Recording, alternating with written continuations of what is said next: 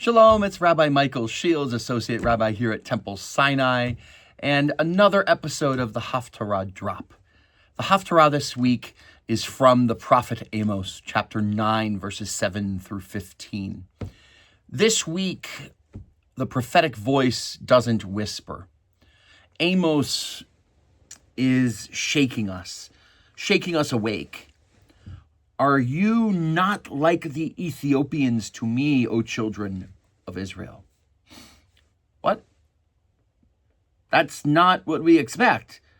We want chosenness, to feel like we are a treasured possession, to feel comfort, like a warm blanket, like we've got this special lane to God, perhaps. Yet Amos flips the script on us and puts us in the same bucket with another people.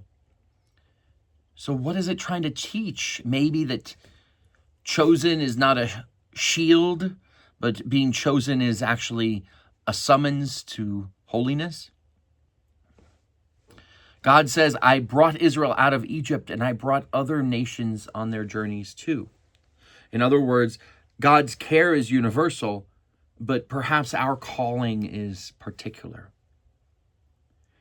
Some people ask, what does it mean to be chosen? Do you think Jews, Israelites are better than other people? Loved more? No, we're not loved more. But we are called in a unique way, more deeply. And that's the heart of this week's portion, of this week's Torah, Kiddushim.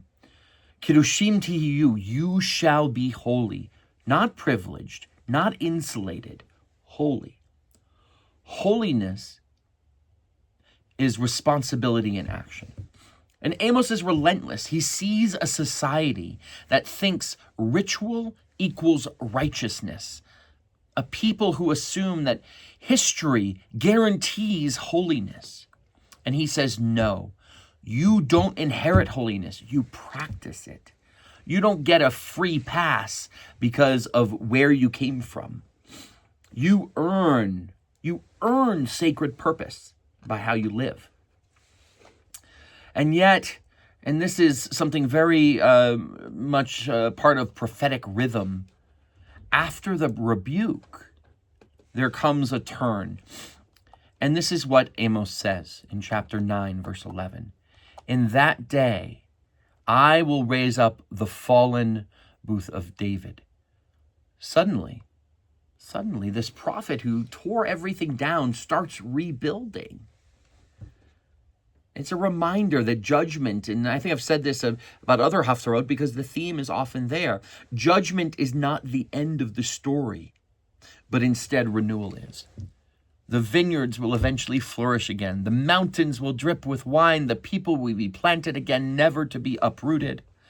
God's vision is not just of mere survival, it's of a flourishing of the people. So what do we do with this? We live in a moment where identity is loud. Everybody is claiming something or defending something, holding tight to who they are. Amos leans in and says, who you are matters, but what you do matters more. Being part of the Jewish people, the people Israel, is sacred, but it's not self-justifying. Kiddushim, the Torah calls us to honesty in business, to care for the vulnerable, to love our neighbor, to build a community that reflects God's presence in the world. And Amos, the Haftarah, reminds us, if our lives don't reflect holiness, our identity alone won't save us.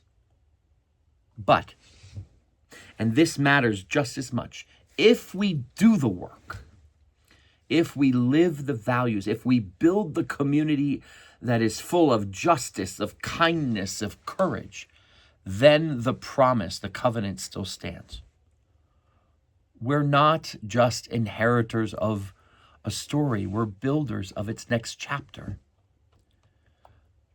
So this week, and really all weeks, we can never hide behind chosenness. We should rise into it. We shouldn't assume holiness. We should practice it. We shouldn't fear the critique. We should lean into the calling, because the God of Amos doesn't give up on us. We are chosen not to be set apart, but to help set the world right. Shabbat Shalom.